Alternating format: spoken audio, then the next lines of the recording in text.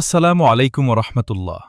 সুপ্রিয় battle of faith ইমানের যুদ্ধের দর্শক মণ্ডলী, আমাদের চ্যানেলে হজরত উমর রাদিয়াল্লাহু আনহুকে নিয়ে সিরিজের 2টি পর্ব নিয়ে এসেছিলাম। চাইলে আপনারা ভিডিওগুলো দেখে আসতে পারেন, আমি লিংক দিয়ে রাখব ডিসক্রিপশন বক্সে। আবারও আমরা নিয়ে আসলাম উমর রাদিয়াল্লাহু আনহু সিরিজের 3য় পর্ব। তো চলুন শুরু করি। হজরত উমর ইবনুল খাত্তাব রাদিয়াল্লাহু আনহু এমন এক সংকটময় সময়ে মুসলমানদের দ্বিতীয় খলিফা হন, কারণ সেই সময় মুসলমানরা পৃথিবীর সবচেয়ে শক্তিশালী 2 সুপার পাওয়ার রোমান, বাইজেন্টাইন ও পারস্য সাম্রাজ্যের বিরুদ্ধে যুদ্ধ করছিল। এই 3টি শক্তির মধ্যে পার্থক্য ছিল বিশাল। রোমান সাম্রাজ্য প্রায় 1000 বছর ধরে বিশ্বের সবচেয়ে বড় শক্তি ছিল, আর পারস্য সাম্রাজ্য প্রায় 800 বছর ধরে দ্বিতীয় বৃহত্তম শক্তি হিসেবে প্রতিষ্ঠিত ছিল। আর এই 2 পরাশক্তির বিরুদ্ধে লড়াই করছিল মদিনার ছোট্ট ইসলামী রাষ্ট্র, যা মাত্র কয়েক বছর আগেই প্রতিষ্ঠিত হয়েছিল। কিন্তু এসব দেখে ভয় পাওয়ার পরিবর্তে হজরত উমর রাদিয়াল্লাহু আনহু এবং অন্যান্য সাহাবিগণ প্রথম খলিফা হজরত আবু বকর রাদিয়াল্লাহু আনহুকে রাসূলুল্লাহ সাল্লাল্লাহু আলাইহি ওয়াসাল্লামের রওজা মুবারকের পাশে দাফন করেন। এরপর প্রথমবারের মতো হজরত উমর রাদিয়াল্লাহু আনহু মুসলমানদের খলিফা হিসেবে দায়িত্ব গ্রহণ করেন। রাসূলুল্লাহ সাল্লাল্লাহু আলাইহি ওয়াসাল্লাম জীবিত থাকাকালে মানুষ তাকে রাসূলুল্লাহ উপাধিতে সম্বোধন করত, কিন্তু তার ইন্তেকালের পর হজরত আবু বকর রাদিয়াল্লাহু আনহু পারস্যের কিসরা বা রোমানদের মতো রাজকীয় উপাধি গ্রহণ না করে খলিফা নামটি বেছে নেন। আর তারপর হজরত উমর রাদিয়াল্লাহু আনহু নিজের জন্য আমিরুল মুমিনিন উপাধি গ্রহণ করেন। হজরত উমর রাদিয়াল্লাহু আনহু খলিফা হওয়ার সময় মুসলমানদের একটি বাহিনী খালিদ ইবনুল ওয়ালিদ রাদিয়াল্লাহু আনহুর নেতৃত্বে রোমান সাম্রাজ্যের বিরুদ্ধে যুদ্ধ করছিল। আরেকটি ছোট বাহিনী পারস্য সাম্রাজ্যে যুদ্ধরত ছিল। কিন্তু হজরত উমর রাদিয়াল্লাহু আনহু রোমানদের তুলনায় পারস্যের যুদ্ধ নিয়েই বেশি চিন্তিত ছিলেন, কারণ সেখানে খালিদ ইবনুল ওয়ালিদ রাদিয়াল্লাহু আনহুর মতো কোনো অসাধারণ সেনাপতি উপস্থিত ছিলেন না। খিলাফতের দায়িত্ব নেওয়ার পর তিনি দেখলেন সমগ্র আরব থেকে মানুষ তার হাতে বায়াত করার জন্য মদিনায় আসছে। তিনি এই সুযোগ কাজে লাগিয়ে পারস্যে মুসলমানদের সহায়তার জন্য একটি নতুন সেনাবাহিনী গঠন শুরু করলেন। কিন্তু এখানেই একটি বড় সমস্যা দেখা দিল। হজরত উমর রাদিয়াল্লাহু আনহু বারবার মসজিদে নববীতে দাঁড়িয়ে মুসলমানদের জিহাদের আহ্বান জানালেও প্রথমবারের মতো তিনি দেখলেন পারস্যের বিরুদ্ধে যুদ্ধ করতে কেউই প্রস্তুত নয়। এর কারণ এই ছিল না যে মুসলমানরা যুদ্ধ করতে করতে ক্লান্ত হয়ে পড়েছিল, বরং তারা জানত খালিদ ইবনুল ওয়ালিদ রাদিয়াল্লাহু আনহু পারস্যে নন, তিনি রোমান ফ্রন্টে আছেন, আর তাকে ছাড়া এই যুদ্ধ জয় করা অসম্ভব বলেই তারা মনে করছিল।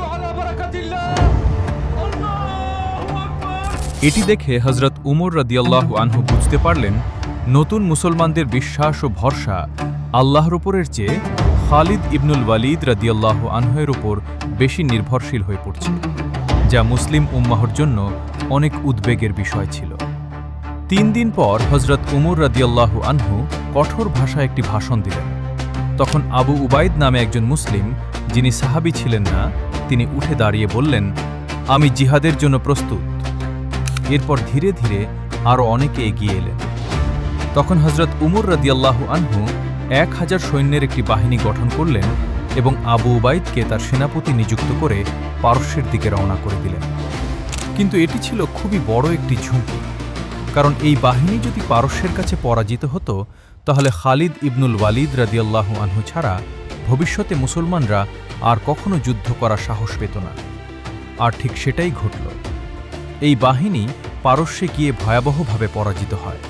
যখন তারা ধীরে ধীরে পারস্যের দিকে অগ্রসর হচ্ছিল, ঠিক সেই সময় রোমান সাম্রাজ্যে খালিদ ইবনুল ওয়ালিদ রাদিয়াল্লাহু আনহুর নেতৃত্বে মুসলমানরা তৎকালীন শামের মানে এখনকার বর্তমান সিরিয়ার সবচেয়ে গুরুত্বপূর্ণ নগরী দামেস্ককে চারদিক থেকে অবরোধ করে রেখেছিল। সেই বাহিনী বহুদিন পর্যন্ত জানতেই পারেনি যে হজরত আবু বকর রাদিয়াল্লাহু আনহু ইন্তেকাল করেছেন এবং তারপরে হজরত উমর রাদিয়াল্লাহু আনহু নতুন খলিফা হয়েছেন। খালিদ ইবনুল ওয়ালিদ রাদিয়াল্লাহু আনহুর নেতৃত্বে মুসলমানরা বহুদিন চেষ্টা করেও কোনোভাবে দুর্গের ভেতরে প্রবেশ করতে পারছিল না, কারণ দামেস্ক কোনো সাধারণ শহর ছিল না। সে সময় একে বলা হতো সিরিয়ার জান্নাত। আরবরা তাদের সবচেয়ে গুরুত্বপূর্ণ বাণিজ্য এই শহরের মাধ্যমেই করত, অর্থাৎ দামেস্ক ছিল পুরো অঞ্চলের সবচেয়ে শক্তিশালী নগরী। সে সময় আরবদের কাছে দামেস্কের গুরুত্ব ছিল আজকের মানুষের কাছে যেমন নিউ ইয়র্কের গুরুত্ব। মুসলমানরা সেই সময়ের সবচেয়ে শক্তিশালী এই নগরীকে চারদিক থেকে ঘিরে রেখেছিল। খালিদ ইবনুল ওয়ালিদ রাদিয়াল্লাহু আনহু শহরের প্রতিটি প্রধান ফটকে তার সেরা সেনাপতিদের মোতায়েন করেছিলেন। তাদের একজন ছিলেন আবু উবাইদা ইবনুল জাররাহ রাদিয়াল্লাহু আনহু। অনেক চেষ্টা করেও যখন দামেস্ক বিজয় করা সম্ভব হচ্ছিল না, তখন একদিন হঠাৎ শহরের ভেতর থেকে একজন ব্যক্তি খালিদ ইবনুল ওয়ালিদ রাদিয়াল্লাহু আনহুর কাছে এসে খবর দিল যে কয়েকদিন আগে শহরের শাসকের ঘরে একটি পুত্র সন্তান জন্ম হয়েছে। এ উপলক্ষে একটি বিশাল উৎসবের আয়োজন করা হয়েছে, যেখানে রোমান সৈন্যদেরও আমন্ত্রণ জানানো হয়েছে। আর সেই অনুষ্ঠানে তারা এত বেশি মদ পান করবে যে কেউই স্বাভাবিক অবস্থায় থাকবে না। এই খবর পেয়ে খালিদ ইবনুল ওয়ালিদ রাদিয়াল্লাহু আনহু সেদিন রাতেই কিছু মুসলিম সৈন্যকে ওই ফটকের সামনে অবস্থান নিতে নির্দেশ দিলেন। এরপর তিনি নিজে অল্প কয়েকজন সাহসী যোদ্ধাকে নিয়ে সম্পূর্ণ নীরবে দামেস্কের প্রাচীরে উঠে শহরের ভেতরে প্রবেশ করেন।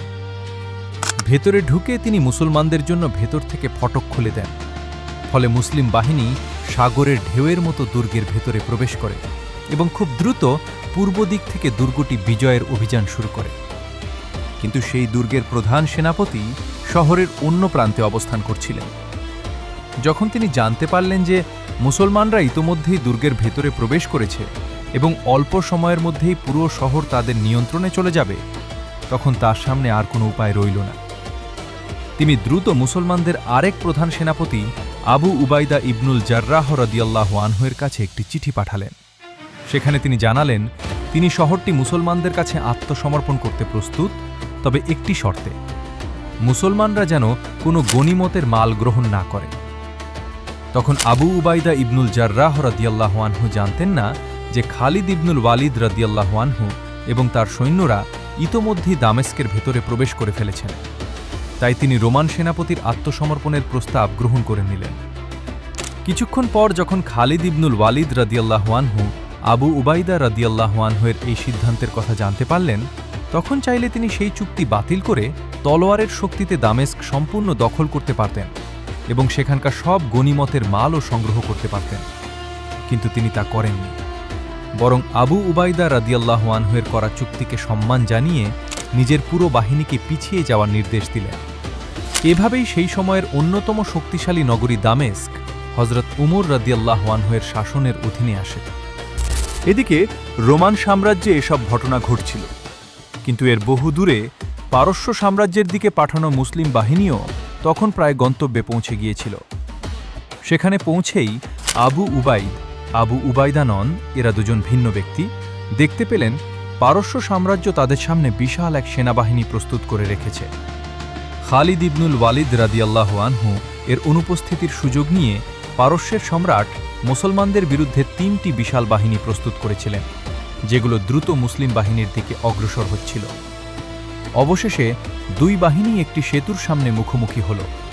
তখন পারস্যের সেনাপতি মুসলমানদের প্রস্তাব দিল, হয় আপনারা সেতু পার হয়ে এপারে আসুন, নয়তো আমাদের ওপারে যেতে দিন। এখানেই আবু উবাইদের একটি বড় ভুল হয়। তিনি অন্যান্য মুসলিম সেনাপতিদের পরামর্শ উপেক্ষা করে পুরো মুসলিম বাহিনীকে সেতু পার হওয়ার নির্দেশ দেন। আবু উবাইদ সাহাবী ছিলেন না এবং তার বয়সও তুলনামূলকভাবে কম ছিল। যখন হযরত উমর রাদিয়াল্লাহু আনহু তাকে সেনাপতি নিযুক্ত করেন, তখন অনেক সাহাবী মত দেন যে তার পরিবর্তে কোনো সাহাবীকে সেনাপতি করা হোক। কিন্তু আবু উবাইদি ছিলেন সেই ব্যক্তি যিনি সবার আগে জিহাদের আহ্বানে সাড়া দিয়েছিলেন। তাই হযরত উমর রাদিয়াল্লাহু আনহু তাকেই এমন একটি বাহিনীর নেতৃত্ব দেন যার অধীনে বহু সাহাবায়ে কেরামও ছিলেন। অবশেষে প্রায় ৯,০০০ সৈন্য নিয়ে মুসলিম বাহিনী সেতু পার হয়ে যুদ্ধ শুরু করল। রোমান সাম্রাজ্যে দামেস্ক এবং পারস্যে হীরানগরী বিজয়ের পর বিশ্বের সবাই মুসলমানদের একটি বড় শক্তি হিসেবে দেখতে শুরু করেছিল। কিন্তু যখন আবু উবাইদ তার অশ্বারোহী বাহিনীকে আক্রমণের নির্দেশ দিলেন, তখন তারা প্রথমবারের মতো পারস্য বাহিনীর যুদ্ধহাতি দেখে আতঙ্কিত হয়ে পড়ে। সামনে এগোনোর পরিবর্তে অনেকেই পিছিয়ে যেতে শুরু করে। এ সুযোগে পারস্য বাহিনী প্রবল আক্রমণ চালায়। তাদের যুদ্ধহাতিগুলো অসংখ্য মুসলিম সৈন্যকে শহীদ করতে থাকে। একটি হাতি তো আবু উবাইদকে তার ঘোড়া থেকে ফেলে দেয় এবং পরে তার পা দিয়ে তাকে পিষে শহীদ করে। ইতিহাসে এটাই ছিল প্রথমবার যখন কোনো যুদ্ধে মুসলমানদের প্রধান সেনাপতি শহীদ হন। নিজেদের সেনাপতিকে শহীদ হতে দেখে মুসলিম বাহিনীর মনোবল ভেঙে পড়ে এবং তারা যুদ্ধক্ষেত্র থেকে পিছিয়ে যেতে শুরু করে। পালিয়ে সেতুর কাছে পৌঁছে তারা দেখে সেতুটি ভেঙে ফেলা হয়েছে। এটি মুসলমানদের কেউ ভেঙেছিল নাকি আবু উবাইদের নির্দেশেই ভাঙা হয়েছিল, এ নিয়ে ঐতিহাসিকদের মধ্যে ভিন্ন মত রয়েছে। উদ্দেশ্য ছিল যেন মুসলমানরা যুদ্ধ ছেড়ে পালাতে না পারে, কিন্তু এখন আর কোনো পথ না থাকায় অনেক মুসলিম সৈন্য প্রাণ বাঁচাতে নদীতে ঝাঁপ দিতে বাধ্য হন। এই পরিস্থিতিতে মুসলমানদের আরেক সেনাপতি মুসান্না দ্রুত সৈন্যদের পুনর্গঠিত করেন এবং শেষবারের মতো সর্বশক্তি দিয়ে পারস্য বাহিনীর ওপর পাল্টা আক্রমণ চালান। একই সঙ্গে তিনি পেছনের সৈন্যদের নির্দেশ দেন, দ্রুত সেতুটি মেরামত করো। মুসান্নার অসাধারণ সাহসিকতার কারণে প্রায় ৩,০০০ মুসলিম সৈন্য সেতু পার হয়ে নিরাপদে ফিরে আসতে সক্ষম হন, কিন্তু ৯,০০০ সৈন্যের মধ্যে মাত্র ৩,০০০ই ফিরে আসতে পেরেছিল, অর্থাৎ প্রায় ৬,০০০ মুসলিম এই যুদ্ধে শহীদ হন।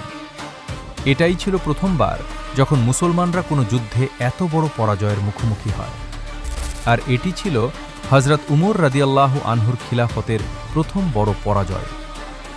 আবারও মুসলমানরা দেখল, একদিকে খালিদ ইবনুল ওয়ালিদ রাদিয়াল্লাহু আনহুর নেতৃত্বে দামেস্কের মতো মহানগর বিজয় করা হয়েছে, আর অন্যদিকে পারস্যে একটি গুরুত্বপূর্ণ যুদ্ধে মুসলমানরা পরাজিত হয়েছে।